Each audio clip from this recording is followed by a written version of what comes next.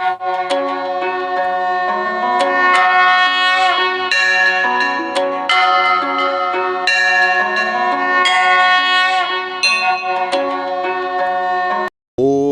जय सियाराम मित्रों, स्वागत है आपका रामायण के गूढ़ रहस्य प्रसंग में। आज का विषय लिया है माता सीता जी द्वारा ब्राह्मण भोजन कराने की जिद। और फिर जब राम जी ने बुला लिया एक ब्राह्मण को भोजन के लिए, तो फिर क्या हुआ, एक बड़ी ही विचित्र घटना हुई थी। ब्राह्मण देव को जगत जननी भी पेट भर खाना खिलाने में असमर्थ हो गई थी। तो आज वो कथा प्रस्तुत करते हैं। भगवान श्री राम जब रावण को मार कर अयोध्या आए और राम जी का राज तिलक हो गया, माता जानकी जी की ब्राह्मणों में अपार श्रद्धा है। और हो भी क्यों नहीं, 14 साल के वनवास में ब्राह्मण ऋषियों के ही सानिध्य में प्रभु आराधना जो करती रही थी, वो अपने हाथ से ब्राह्मणों के लिए भोजन बनाती हैं और रोज किसी न किसी ब्राह्मण को बुलाकर खिलाती थी।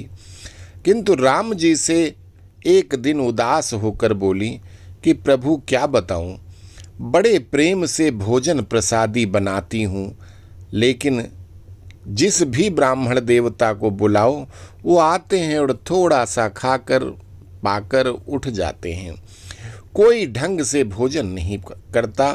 कभी कोई ऐसा ब्राह्मण तो बुलाओ ना प्रभु, जिसे मैं जिमा कर खुद को संतुष्ट हो सकूं कि मैंने किसी ब्राह्मण को भोजन कराया है।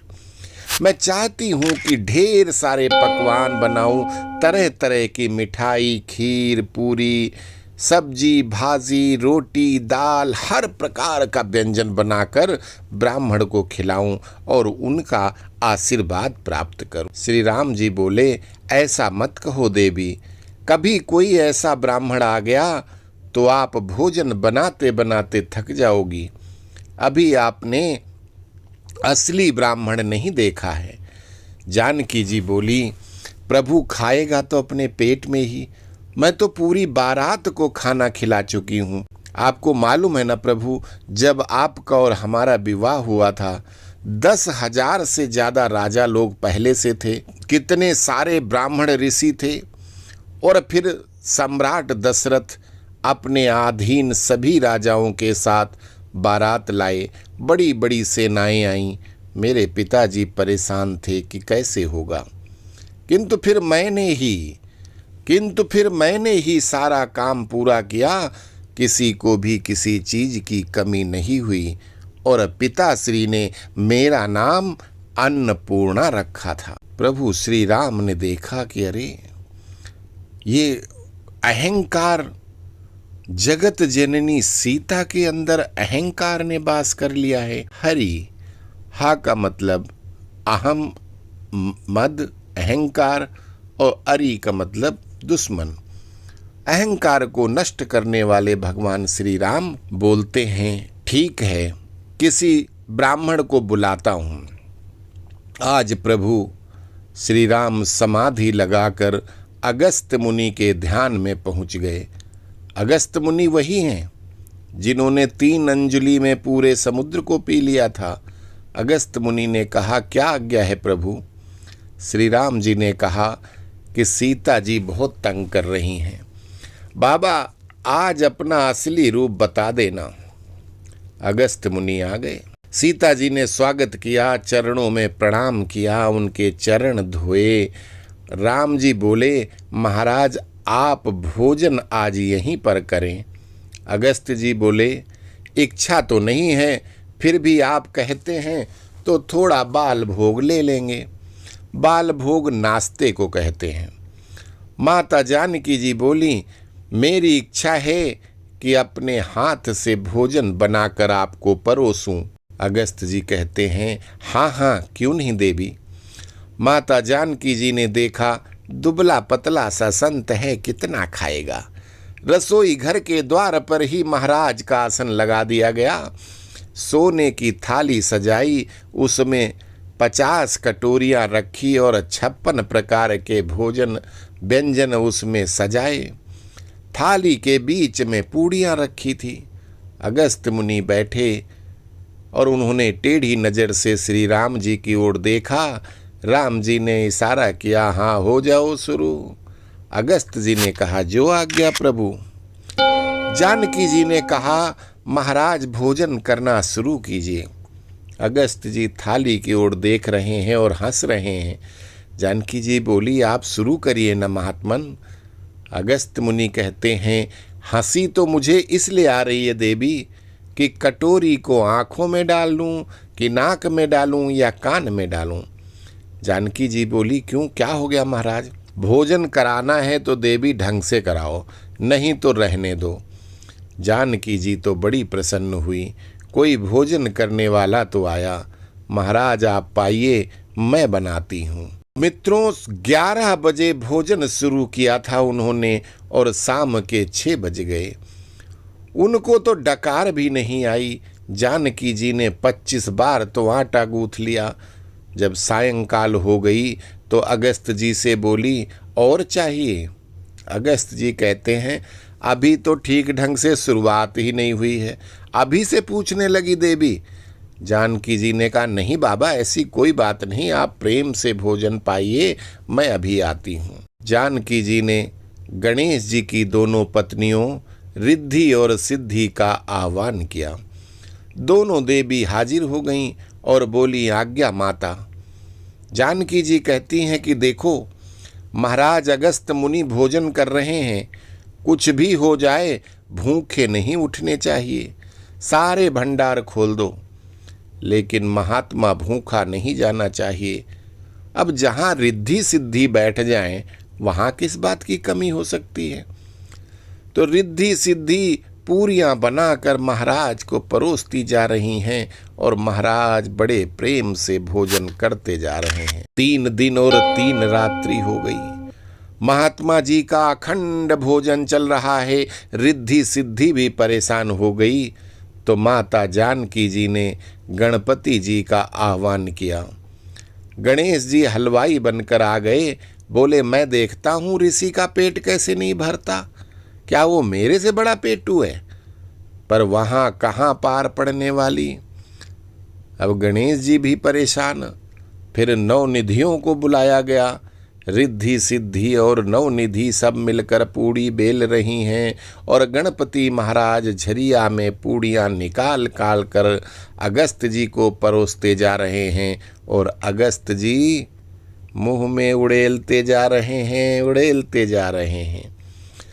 15 दिन और 15 रात्रि पूरे हुए, बिना रुके भोजन चल रहा है।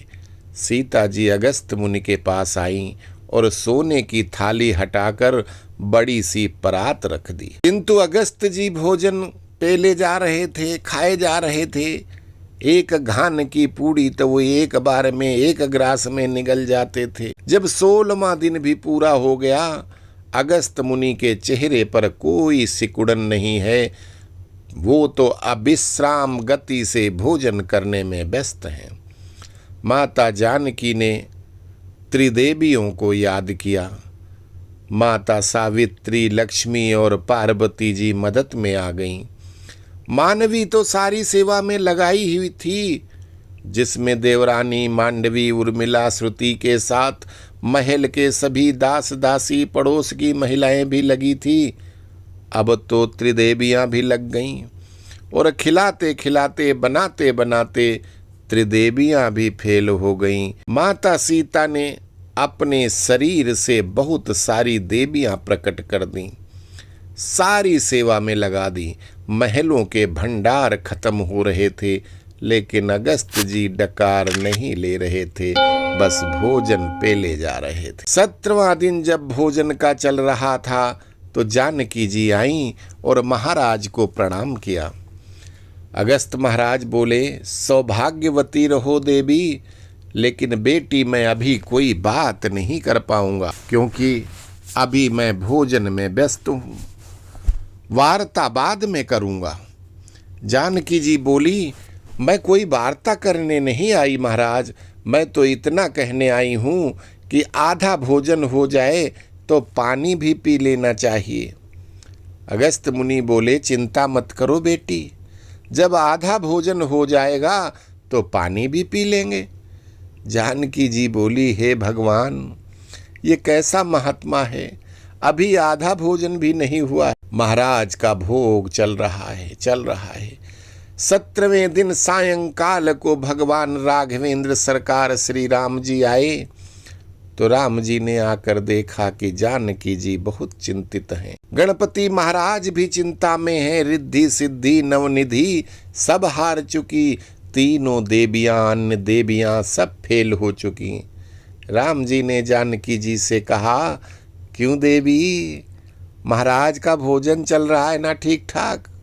जानकी जी बोली, सुनिए, ऐसे ब्राह्मण को मेरे घर पे फिर कभी मत बुलाना, समझ गए? ये भी कोई बात है? श्रद्धा की टांग तोड़कर रख दी इन्होंने। 18 दिन पूरे हो गए, बोलते हैं अभी आधा भी नहीं हुआ है। राम जी माता सीता से कहते हैं कि आप रोज बोलती थी ना, तो अब कराओ ब्राह्मण देवता को भोजन। सीता जी ने कहा कि अब आगे से भूल कर भी नहीं कहूँगी प्रभु, पर ऐसी कृपा करो कि यह ब्राह्मण मेरे द्वार से भूखा न जाए। भगवान राम रसोई घर के द्वार पर गए। महाराज भोजन कर रहे थे। अगस्त जी ने भोजन करते करते तिरछी नज़र से श्री राम जी को देखा और इशारे से पूछा, बस करें, रहने दें या और चलें? भगवान ने कहा, बस रहने दो प्रभु। राम जी के इशारे पर ही तो सारे काम हो रहे थे। 18 दिन शाम को महाराज को डकार आई तो लाओ तो देवी, आधा भोजन हो गया, अब जल पिलाओ। राम जी ने कहा, देवी, महाराज के लिए जल लाइए। माता जानकी समझ गई थी अगस्त जी को, तो बोलती हैं कि हमारे पास इतने जल की कोई व्यवस्था नहीं, इतना पानी कहाँ से लाएंगे, 2-4 घड़े से तो काम चलेगा नहीं। अगस्त जी बोले, पानी भी पीते हैं तो फिर ढंग से पीते हैं, ऐसे रोज रोज तो पीते नहीं, 2-4 युग में एक बार पीते हैं। राम जी ने कहा, तो महाराज पानी की व्यवस्था नहीं हो पाएगी, एक काम करिए, आप तो योगी हो, कई कई दिनों तक भूख प्यास को रोक लेते हो, तो इस युग में भोजन कर लिया, अब दूसरे युग में पानी पी लेना। आगे जो द्वापर युग आ रहा है, द्वापर युग में मैं जब कृष्ण बनूंगा और उस समय गिरिराज को उठाऊंगा, क्रोध में आकर इंद्र जितनी जल की वर्षा करेगा, वो सारा जल वहीं मथुरा वृंदावन में सब जलमग्न हो जाएगा। तब यही सीता राधा रूप में होंगी और जब यह आपका आह्वान करेंगी, तब आप वहाँ आकर वो सारा जल पी जाना। और इस तरह प्रभु श्री राम ने सीता के द्वार से ब्राह्मण को भूखा नहीं जाने दिया। इसमें माता की उन्होंने मदद की और माता के अंदर पनप रहे अहंकार का मर्दन कराया। महर्षि अगस्त जी को भगवान श्री राम ने दक्षिणा देकर विदा किया और इस तरह से ब्राह्मण देवता प्रसन्न हुए। अगले जन्म में गोवर्धन पर्वत को भगवान कृष्ण ने अपनी छोटी वाली उंगली पर उठाया था, तो उस समय इंद्र ने बहुत सारी वर्षा किया था, जिससे सब वृंदावन मथुरा गोकुल सब जलमग्न हो गए थे। उस समय राधा जी ने महर्षि अगस्त का आह्वान किया था और वो सारा जल पी करके उन्होंने पिछले जन्म की बात पूरी की थी। तो ये थी कहानी और उम्मीद करता हूँ कि आपको ये कथा पसंद अवश्य आई होगी और आप लोग हमारे वीडियो को सब्सक्राइब करेंगे, लाइक करेंगे। अस्तु। जय सिया राम।